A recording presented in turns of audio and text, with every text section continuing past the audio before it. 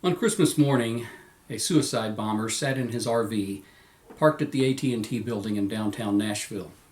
Because of his alleged grievances with AT&T and with 5G technology, he wanted to blow up the building, which he did, and took a great deal of 2nd Street with him. But he did something a little different than most bombers. He gave warning. He gave a warning for the people to evacuate while they still could and launched a countdown saying that the explosion would go off in 15 minutes. This doesn't make him a hero. He was a deranged individual, but at least he gave people a chance to get out.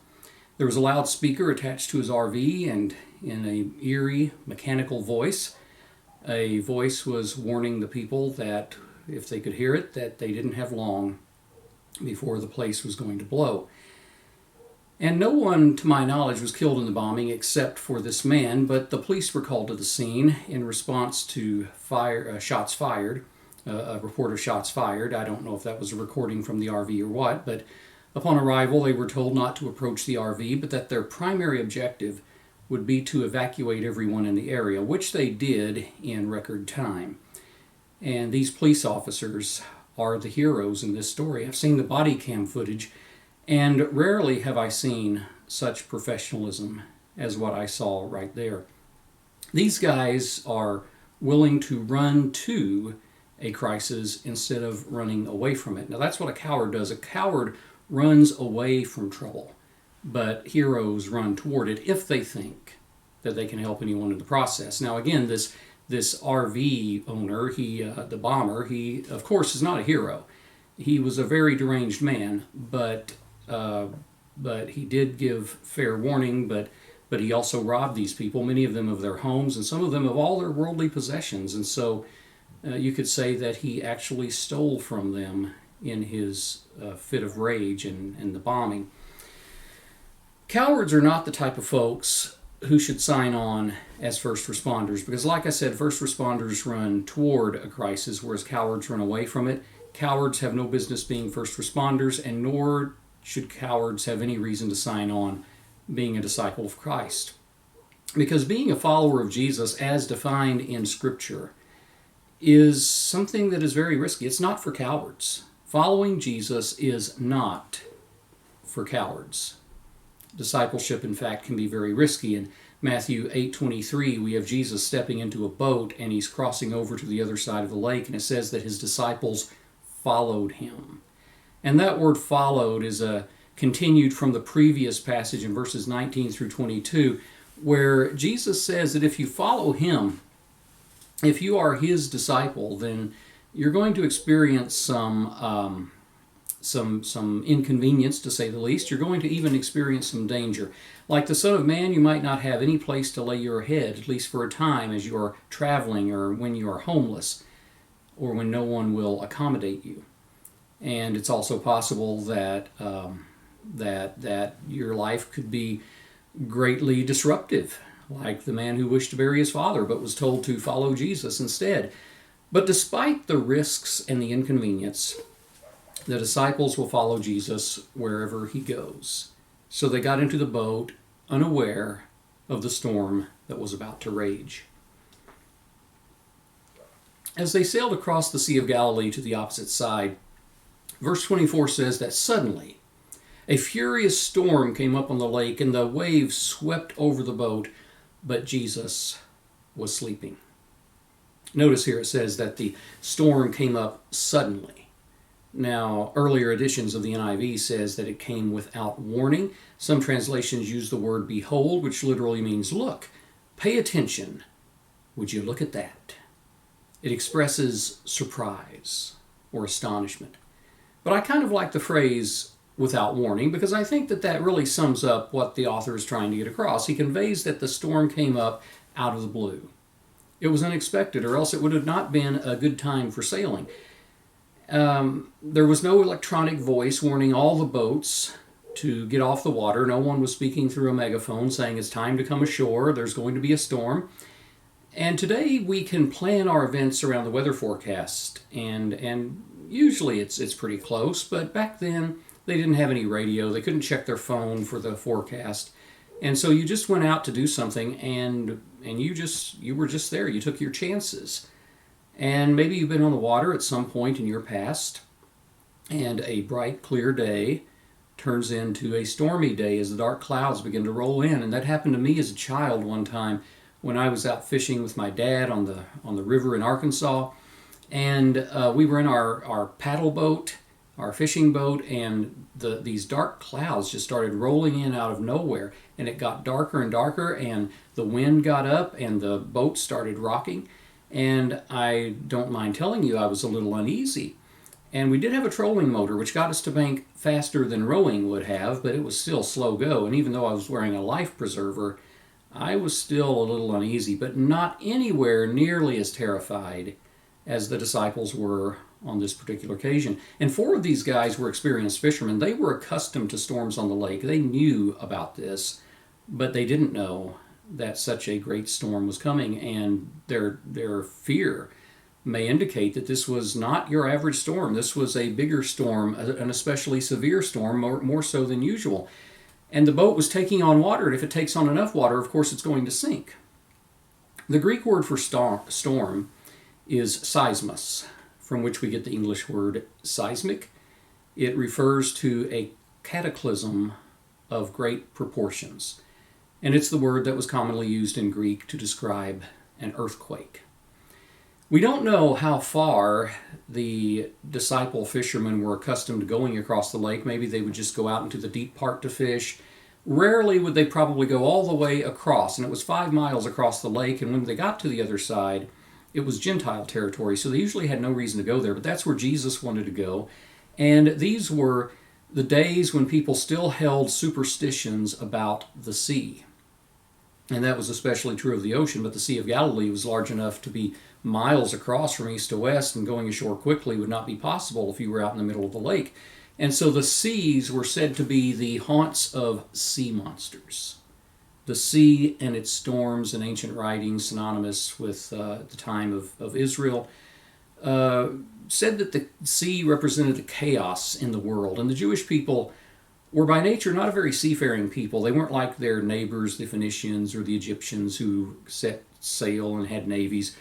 But the Jews were land-loving people if there ever were any. And after all, they kept talking about the land inheritance, not the sea inheritance. And so there was no telling what dangers were lurking in the unfamiliar waters. The seas, in the words of scholars Davies and Allison, represented the cosmic forces of evil that threaten creation. In the first chapter of Genesis, only God can control the sea. Only God can tame the chaos of the sea. Only He can bring the forces under control. As N.T. Wright has said, the sea is sometimes portrayed as the primal element, the dark substance out of which, and in opposition to which, the Creator God makes a beautiful world. In addition to Genesis, we find God's control over the sea in Exodus, where He parts the Red Sea, allowing the Israelites to cross over on dry land. He also calms the sea during a storm in the book of Jonah. And there are some similarities between the Jonah passage and this passage here, for both Jesus and Jonah were sleeping on a boat when a storm came up, and the crew aboard awakened them, asking them to do something to calm the waters. Now, in the case with the sailors in Jonah, the sailors have all been praying, each to his own pagan god, and they wake up Jonah saying, "Pray to your God, and maybe at least one of these gods would listen to us." And so at his own request, Jonah knows that God is angry at him. That's why the storm. And so at his own request, he is thrown overboard, and suddenly the sea becomes calm. Now, of course, Jesus doesn't need to be thrown overboard, nor does he need to call upon anyone, because he has the power within himself to calm the sea. And the disciples were frightened and panicked as the boat was being buffeted by the waves and taking on water, and many might have wondered, how can Jesus sleep? How can he sleep through this? And in verse 25, the disciples woke him saying, "Lord, save us. We're going to drown." When you're in the midst of life storms, has it ever felt as though God were sleeping? As though you were talking to no one because you weren't getting any response? People might have asked at times, where was God when my baby got sick? Was he asleep? Was he not paying any attention? Was he preoccupied with something else? Was he indisposed? Where was God when I was wiped out financially by unexpected expenses? Where was God when my enemies were on the attack? Could he not hear me? Was he asleep? Even David began to wonder that at times. In Psalm 35:23, David's enemies are closing in, and he begs God, "Awake and arise to my defense. Contend for me, my God and Lord." In Psalm 44, by the sons of Korah, in verse 23, the psalmist begs, "Awake, Lord. Why do you sleep? Rouse yourself. Do not reject us forever." So we pray fervently as if we're trying to wake God up, and we wonder if anybody is listening. And Jesus was at first asleep.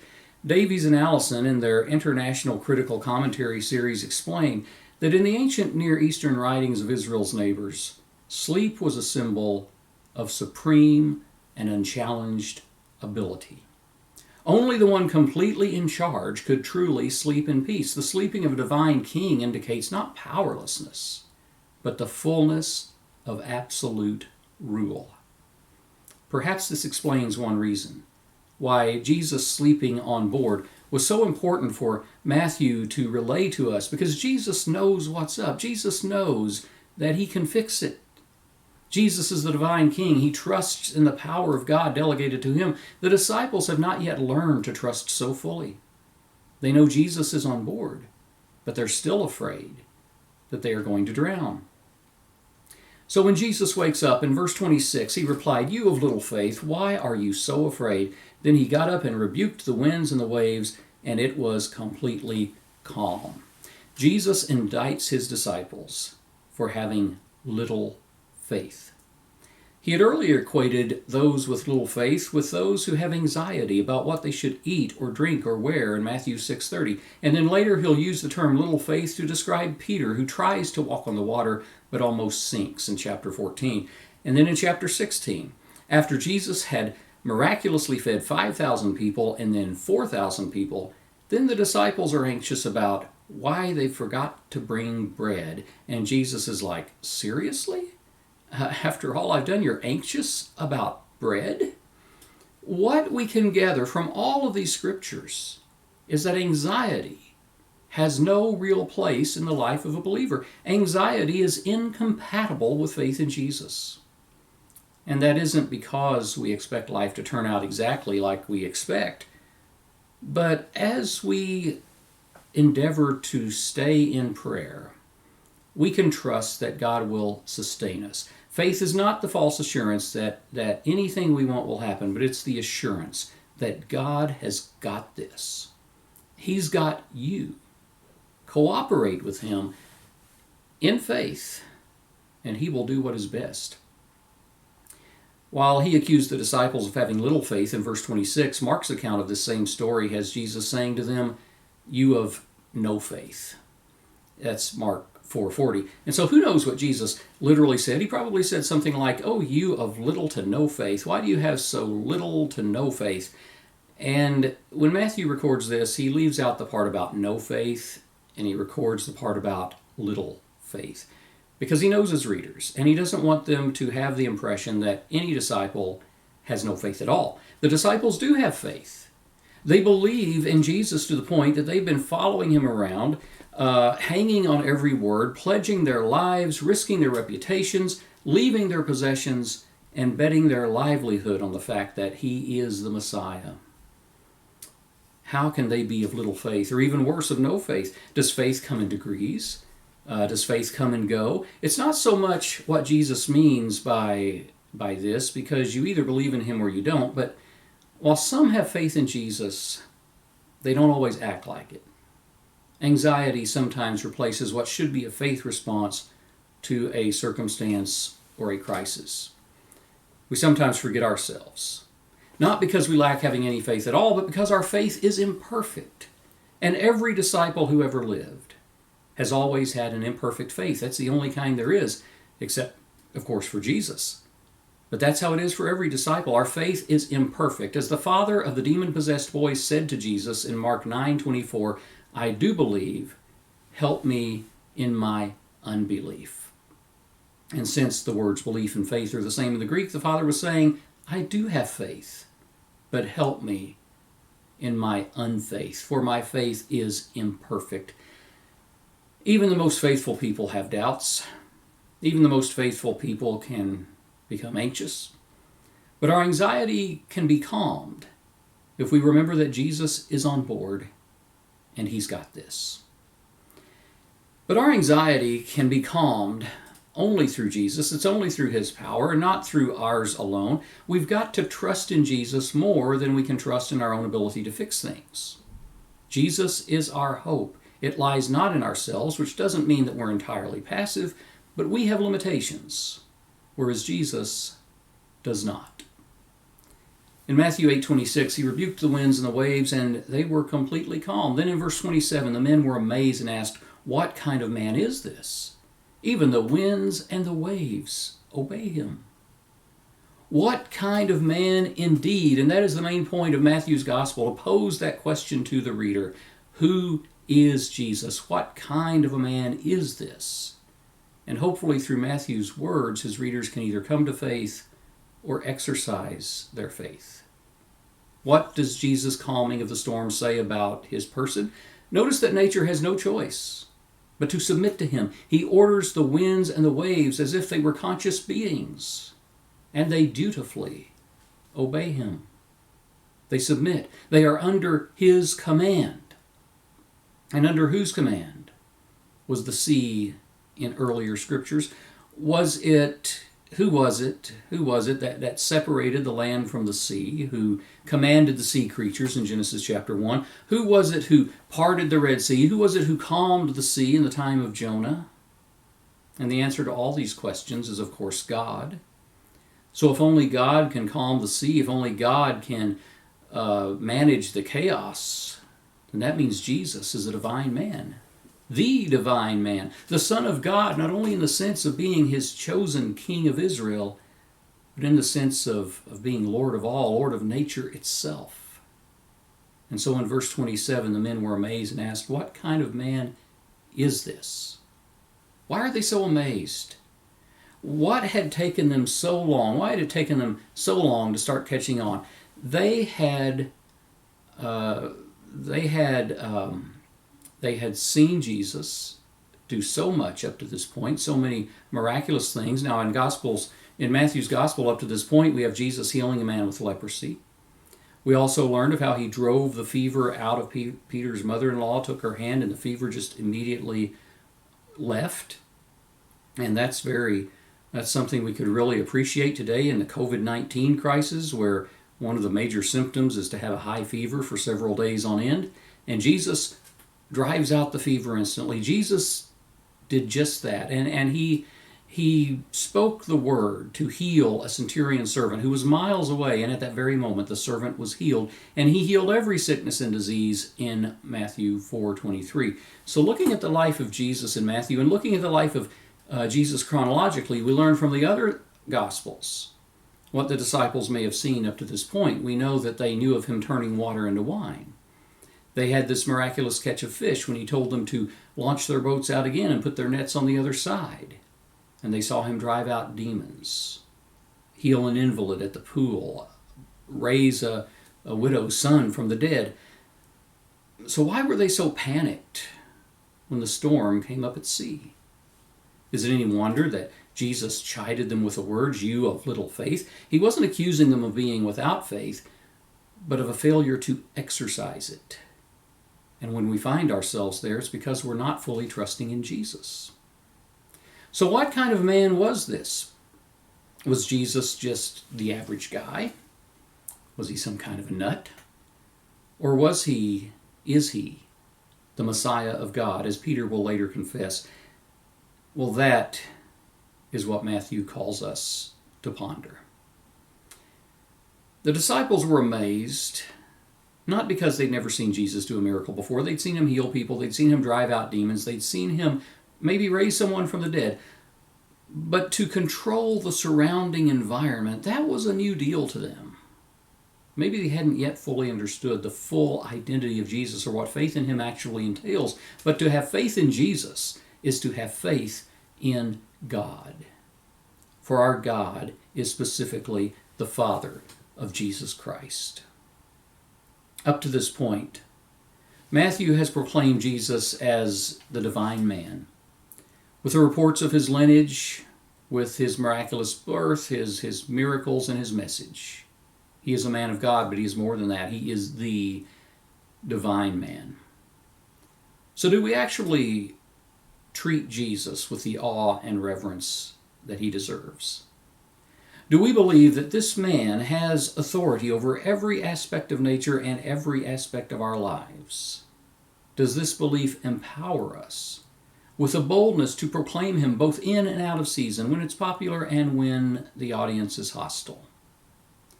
As N.T. Wright draws from this passage, people should be saying of us, who are those people? What manner of people are these?